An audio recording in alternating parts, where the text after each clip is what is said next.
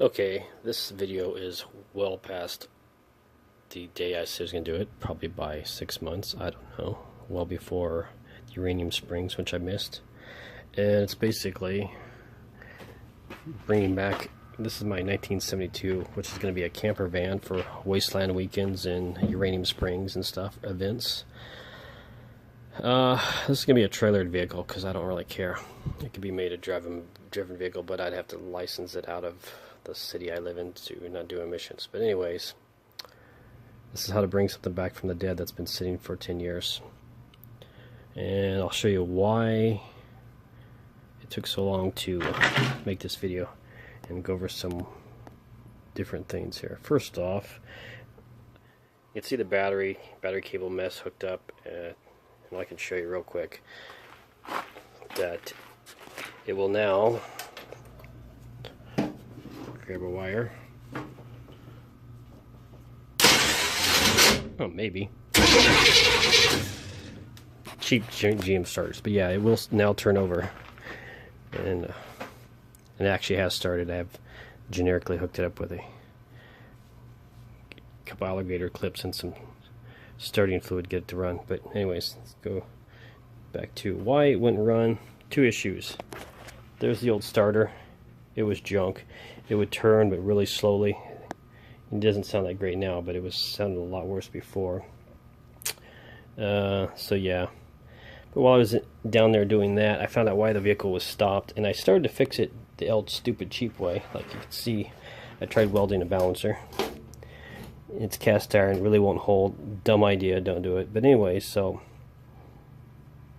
that was going to be my temporary solution to get it off the trailer. But even though this one's smaller, and like I said, I'm not really going to be driving it, it's like $30–40 off eBay. And if I would have measured that one, I probably could have found the proper one. But this will do fine for getting it on and off the trailer, and even be able to drive around the parades.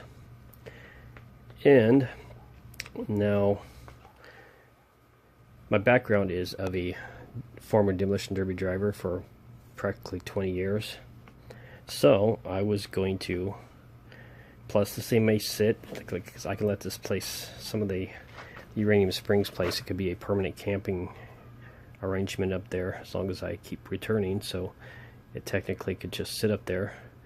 So I was going to secure it, and like most derby drivers, we put our batteries on the inside, so that's why I've torched a hole in the floor here, and I'm using some of my old trucker cable with a quick connect, so if I wanted to take the battery out real quick and take it with me when I leave, I could, and park it somewhere. The battery is going to sit under that seat pedestal. I don't think I've showed it. No, I haven't done a video on this at all, so you don't know that there was a seat pedestal here, which I'll show you in a second. This van being only having holes cut into it, you know, no original windows, is a delivery van, so it only had a delivery driver's seat. So I took the seats out because they just happen to be 65 GTO seats, and I got a project for that. And I went and got, and just to show you, I don't know if I've done a video on YouTube, I don't know yet. I made my own bomber seat, basically out of an old racing seat. One side was higher, I think that side, whatever. So I just trimmed it down, made a template, and made a match. And then I cut the top of it off, and then I just cut the protective edging down to size and put it back on. That is what I modified, and it's now sitting upside down. Before, this was, I put an angle on it because I want to be able to sit at an angle. And this used to be flat, and it's basically the pedestal that they made there, so they got a passenger seat. You might notice I got a hinge on it. That's because, like I said, I'm going to move the battery over there, and that's going to be hinged so the seat can flop this way if I need to get the battery out. I'll weld it in solid, and then on that side I'll just make some safety pins. But that'll give me one seat is all I need. And the wood in here, as you see, is to build a what do you call it? A plank platform. Oh, platform. That's the word. A platform back there for a bed, and then you could have storage underneath it. So onto the motor. Like I said, got the battery hooked up. It turns over. Here's my double alligator clip. This thing has saved my butt a few times on the Ford to be able to get it home. Just an alligator clip and a piece of, I think, 12 gauge wire. And yeah, I can actually see here. If I give it a squirt,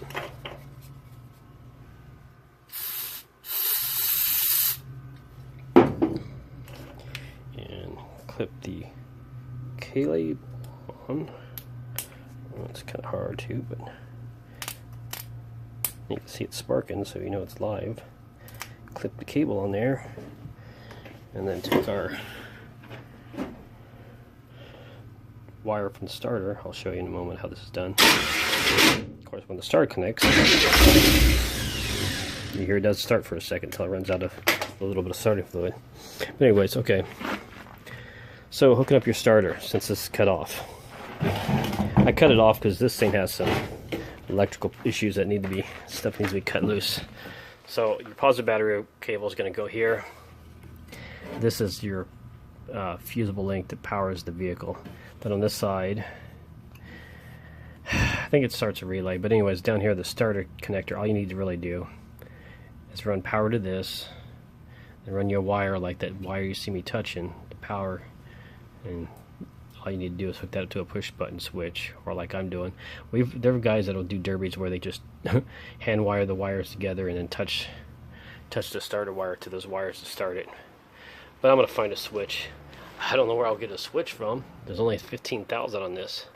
Actually, I will find a different switch and see what I can come up with. Somewhere I think I have like a fancy industrial switch. But anyways, so yeah, it had air conditioning. That's what this pulley's for. The second pulley's for the water pump slash fan. And this is a big, huge 1-ton van. So the big surprise I got, this thing's a non-power equipped vehicle. So that's another reason you probably would not want to drive this around town too much. I'm gonna do a cut here in a moment when I'm done talking too much, and I'll start wiring this up and finding a place to wire it, and we'll bring back to you and see if we can actually get this thing to start and run for a while and see how it sounds. But first of all, I'm going to have to put that on. And that was a pain in the butt getting off because I didn't want to take the radiator and stuff out, so it was a real pain in the butt to get off. So it's going to be probably as much fun getting back in. I might have to give it and take the radiator out. But anyways, so after I get this in, then we'll do a full, and like I said, after I wire out, we'll do a full video on it actually running to see what it sounds like with these open side pipes it already has. And maybe even if I ever get the seat in it, then we can take it for a ride. But we'll just work on getting it started first. I have some leftover HEI distributors, so I might swap out the distributor. You might ask why, if it's running, is because, well, points suck for the most part. So to do away with the point system would be great. You don't have to worry about the resistor wire burning out the points, burning up the coil with too much power, blah blah blah, whatever. Put a nice HEI in there, just one wire out to power to a switch, and boom, you can start it. So yeah, like I said, I will cut to that and make one continuous video. Okay, I realized that the stuff I might be skipping that I've seen really easy might not be easy to some basic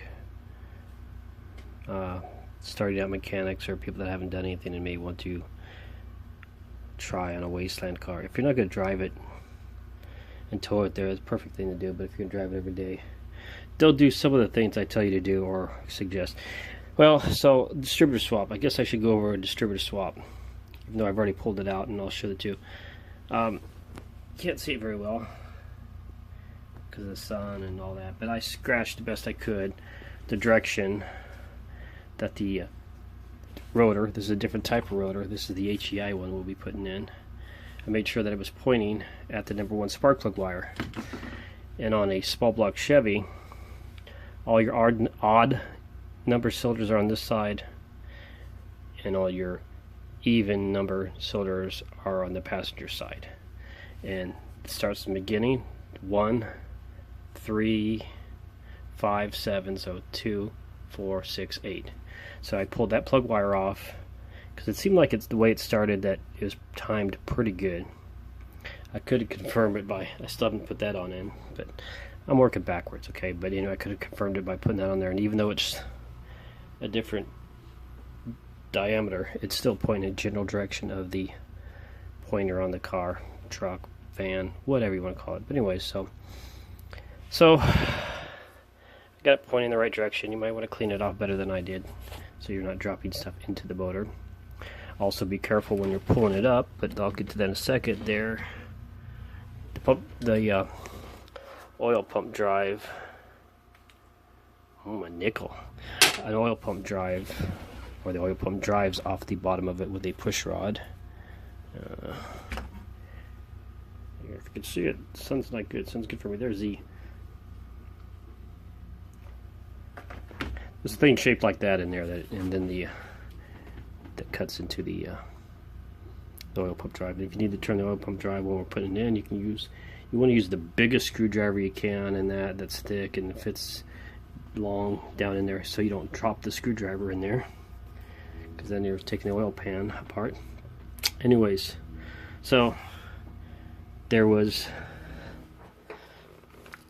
this clamp and this little nut, and like I said, I jumped the motor over, turned the motor over until it was pointing at that number 1 spark plug, and I figured that out by pulling the plug wire off the distributor cap, marking it on the distributor. But I could do it, it was easily done because it happened to point to a certain point of this perfectly, so I knew that's the direction it needed to go. So I kept spinning it until the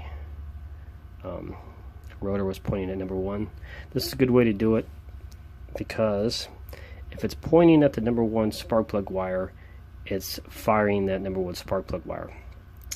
If you do it off that thing, you either need to put a borescope in to see the cylinder that the valves are closed, because since it's a 4-stroke engine, it lands on each cylinder twice. And one's a compression stroke and one's an exhaust stroke, or blah blah blah, whatever, stuff. So yeah, so you want to make sure that if you're going by the balancer mark, you need to find a way to make sure that both valves are properly all the way closed. Otherwise, like I said, it's on an exhaust stroke and your exhaust valve will be open, and if you do that, your timing is going to be 180 degrees off. If by chance you do that and you know it's 180 degrees off and you just want to take the cheap route out of it, you can just 180 your spark plug caps. Looks like it. Okay, now we realize why the cap is off this. That's the coil on an HEI. This is why it's an all-in-one unit. The wires go out there, one simple wire, it runs. What we just pulled out of there, point system, has a separate coil and has points, which is a mechanical device, which you think is super reliable, but they burn out. But also at the same time, if you want to go true wasteland, you can follow your points up to a point and keep getting going. But points, I guess the good thing about that is good and bad. Points will cause massive misfires but still run, whereas all the electronics, just a simple little circuit board. But this circuit board is damn reliable, and you can pull them out of used cars and whatever and keep them going. Much better spark, higher RPMs. Points float at higher RPMs, so you lose some voltage and spark on the upper end if you're revving the tar out of it. Like I said, you leave the ignition on that, you fry it. Leave the ignition on this too. You can burn up the coil and stuff could happen, but it takes a lot longer. You can literally leave this wire, the ignition on, if it doesn't have the resistor wire hooked up, for a short period of time, and that's already burnt. So I just noticed that somebody marked the distributor where it went on here and on there. The next thing, and this is just for people that are like me, going to the backyard and pulling as much junk they can, compare the bottom shafts to make sure that you actually got a Chevy, if you're working on a Chevy HEI distributor, because I have Oldsmobiles, I have Pontiacs, and I have Buicks. They're all can all be different. So that's a quick thing. Now, dropping it in, like I said, I want to make it part of, even though this rotor is different than that rotor, they're still going to point in the same direction because it's going to be pointing at number 1. So I want to try and hit that rusty scratch mark I made, and there's 2 things that are going to foul it up. You can see these gears are at an angle, so what you're going to have to do when you're stick it in there, you're not going to point it right at that. You're going to try and do something like this and try and get to where when it slides down in, it'll turn and point at it. It takes some time to do that. The other issue is, like I said, is down in there is that oil pump drive. You can turn it with a screwdriver, or you can do my method, and that's just a lot of like up and down, and try and turn it, because when the distributor comes out and pops, it turns a little bit. That's why sometimes it's hard to re-stick a distributor, because if it pops, it may spin a little extra. Now, when you're changing your distributor and you don't know the condition of your motor, unless you've done a compression check, maybe you've done a compression check and it's good, but you want to know how bad is it. Well, you can see this distributor is pretty grimy, but it came out. You'll come across situations where, especially on Mopars, where that distributor is sludged in and will not come out. And I've even I remember on a Pontiac, I broke the distributor off trying to pry it out and gave up and scrapped the car. I was just going to make a derby car out of it. It wasn't a great derby car. It was free, so I scrapped it. But anyway, so that tells you how bad your oil is. It tells you from bad to possibly complete garbage caked engine. So you can go from it'll run to, well, it'll run for 5 seconds practically, but whatever. So I'm going to do this one-handed. When you're putting this on, you can see that slot that goes to where this square nubby is. This is off a Pontiac. Like I said, I'm picking and choosing parts. Oh, look, you can tell if you want to see how the mechanical, and you know this is mechanical by these weights on here. When they spring out like this, of course I can't grip it because I'm doing 2 things at once. This little doodad here causes the rotor to, it's really hard to do with your hands. There you go. You can see that it causes the rotor to turn, and that's what advances the timing. As you see, the hammer jig over here is actually, even though it looks like I'm moving it, it's actually, when I squeeze it, it's actually turning. So that's where the mechanical advantage, or mechanical advance, comes in. It has a vacuum advance on it too. I find this to be enough for what I'm doing. I've actually modified these. If you want to be crazy, you can grind these down and make it, because it does need the vacuum on street driven situations. It doesn't have enough advance, but I've taken, before you can go to the store, paid practically $20 for the weights that make it fully mechanical to where it's got enough advance in it. I've grounded the stops off. You can see the stop back here. I do it backwards. It doesn't give it more advance. It actually allows these to close more, way, giving it more retard. But then you just fix that by adjusting your timing. So I'm gonna go ahead and put this sucker on there. I bet I lost that tool. Nope, I stuck the distributor cap on. Did a good shot of my hand. So I got my nut driver here. It's a good thing I can use my left or right hand.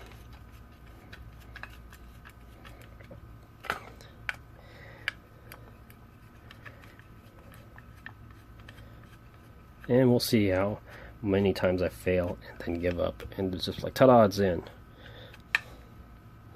So, okay. That's in. Don't worry about putting the clamp over there in.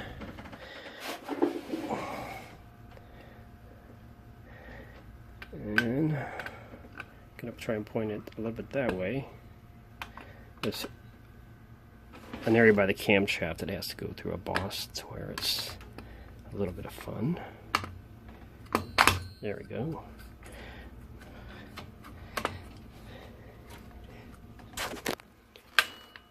That's not right. I need to go up. Come on, go back up.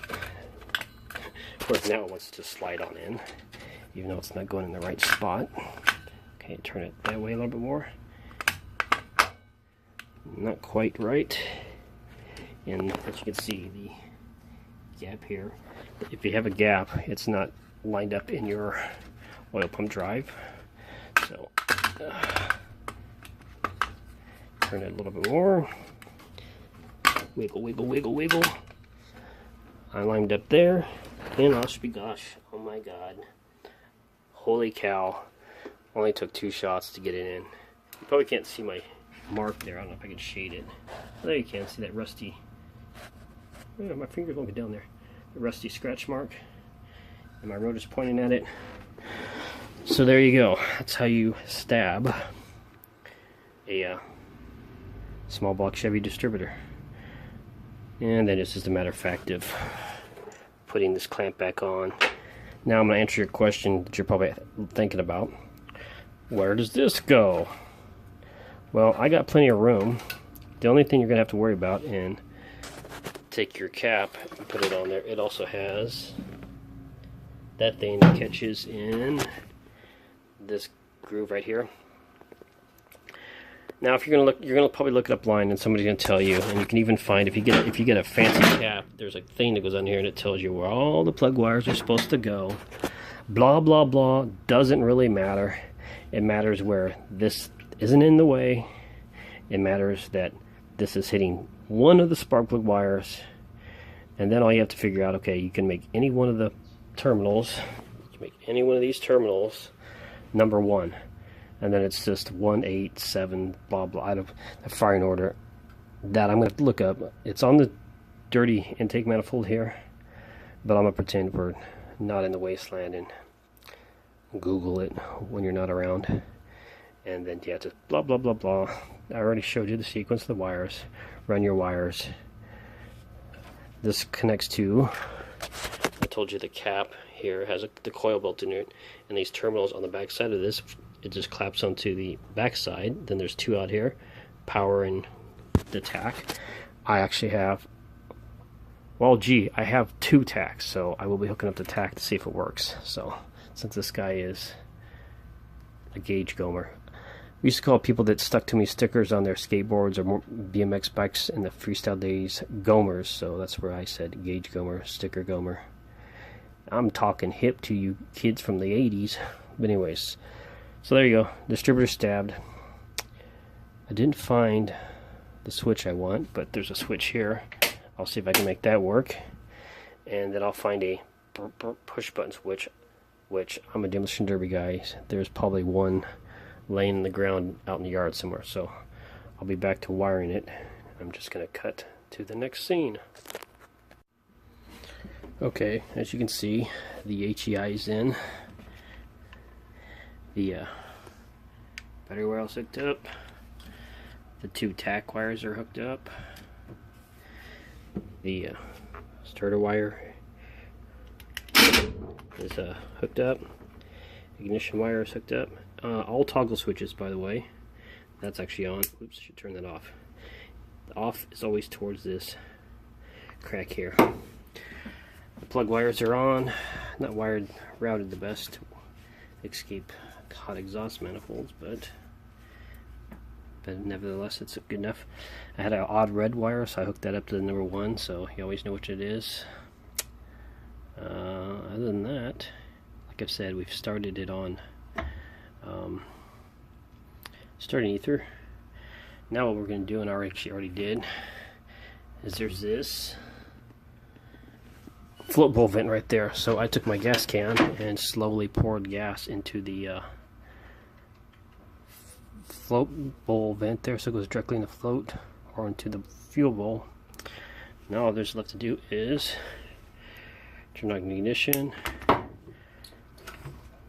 Sounds like this accelerator pump's working, and let's give her a go and see what happens. Of course, the starter's not working as good.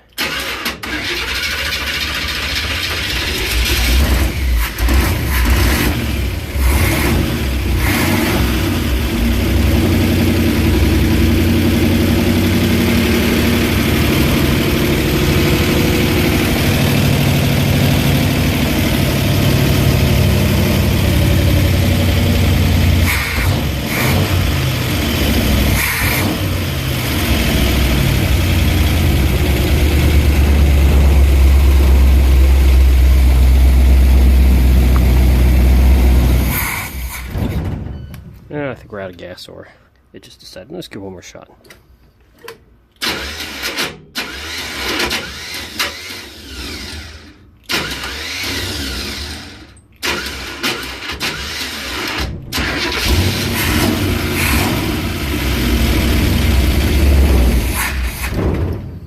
So it says want to run great. I had a grease rag around here. Let's do a poor man's carb rebuild here real quick. I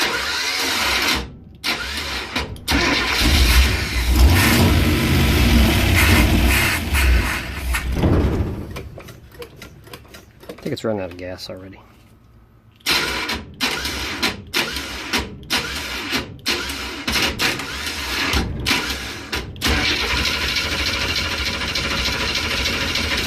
Yeah, I'd say it's out of gas already, so turn that fuel off. See if I can do this while filming.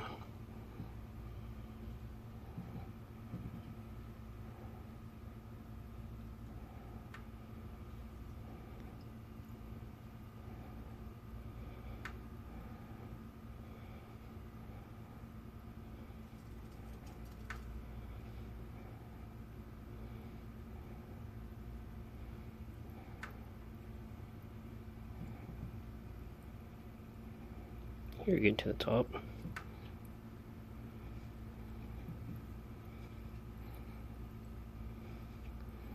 Right, close enough.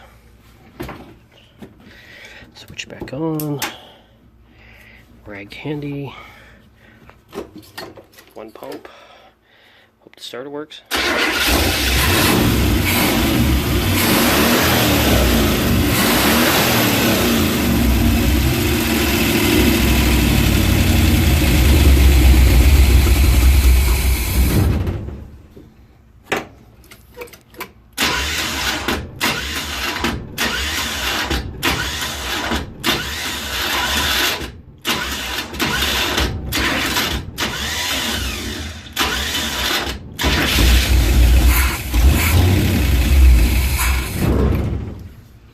Okay, didn't work. It's an old man's trick of revving it up and choking out the carburetor, and it supposedly sucks all the crap out of it. Turn that switch off, but yeah. So I could either rebuild the carburetor, but what I think I'm going to do is try and stick with it. Let's see here. The idle could go in a little bit. I could up the timing. Let's try and make it idle better, but it runs, it just doesn't want to idle. My old temperature gauge works. That's a vacuum gauge, by the way. I don't know why I thought it was a tack. The tack don't work for some reason. I might have to pull those wires out and check them again. Maybe I didn't have the right one. I thought was a tack was a tack. Maybe I got some wires crossed here. Yeah. If I cut this one wire, what'll happen? Cut the cutters here.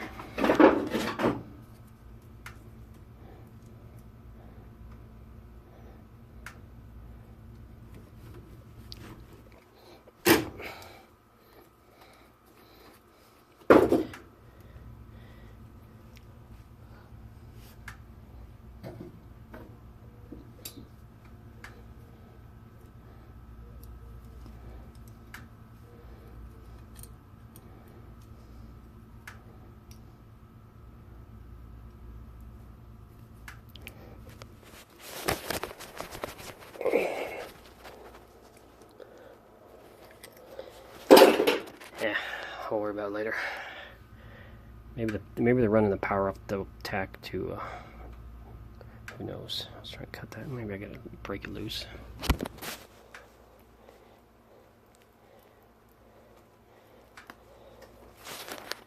I'll rehook it up and see what happens.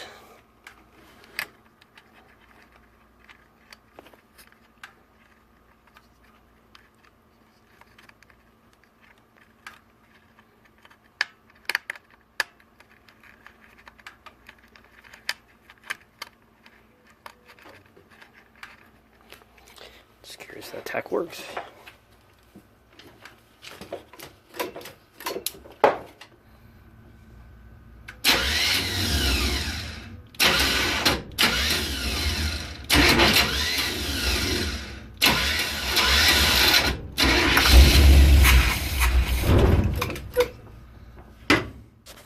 Let's just do a quick test.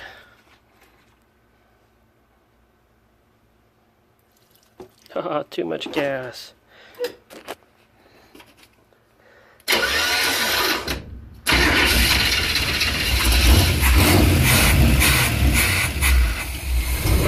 Okay, I'd say tack works. That's good enough.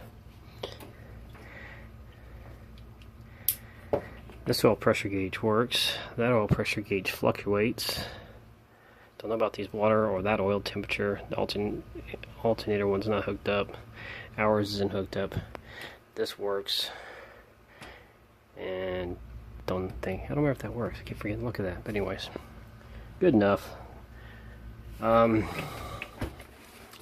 Things I'll cover in just in case you're like, you want to go take it too real far, and like you find a piece of junk and the motor doesn't turn over, but it seems somewhat decent. No rods to the side. If you want to be crazy, and we've done this in the past, old people have done it, take the spark plugs out, fill it with WD-40, and work the motor back and forth and see if you can get it to break loose. And then if it turns freely, stick a bunch more WD-40 in it, get the starter hooked up and see if it'll spin over.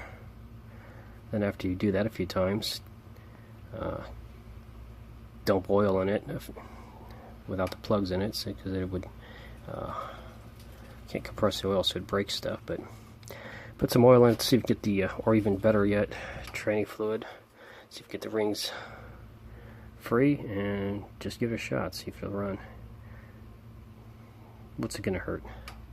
Or just take it out and rebuild it. But nope, this is just showing you how to get a old piece of junk running again.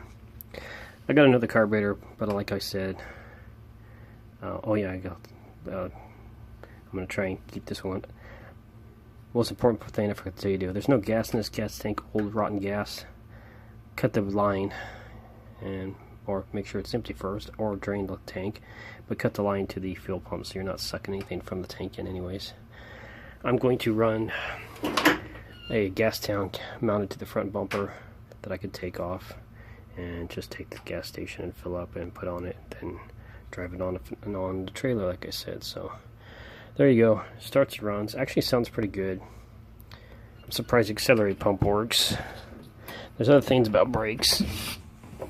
It actually feels like it has brakes, which is amazing. I started in gear before I did this video, and it moved a little bit before it died, so the tranny tries to work. And that'll be the next few things. Like I said, the brakes work on off the trailer good enough. Next, see if the tranny's got fluid in it.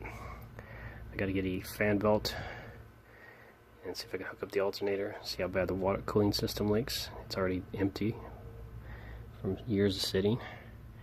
And then we'll see what happens there. I will try and show you the egg trick if it's got a leak, where you just take any old chicken egg, stick it in your radiator. The chicken egg will find the leak. It will start cooking the egg because of the temperature, and it will seal a small leak. I've done it on derby cars that were smaller leaks and watched it work. It's kind of funny because it starts shooting out cooked egg until it clogs it, and then yeah, it works for a while. Especially in a derby car, once it starts beating it to death, it knocks the egg out of it. Anyways, there you go. It runs. Still gotta finish mounting the seat since I'm just sitting on that. And there you go. See ya.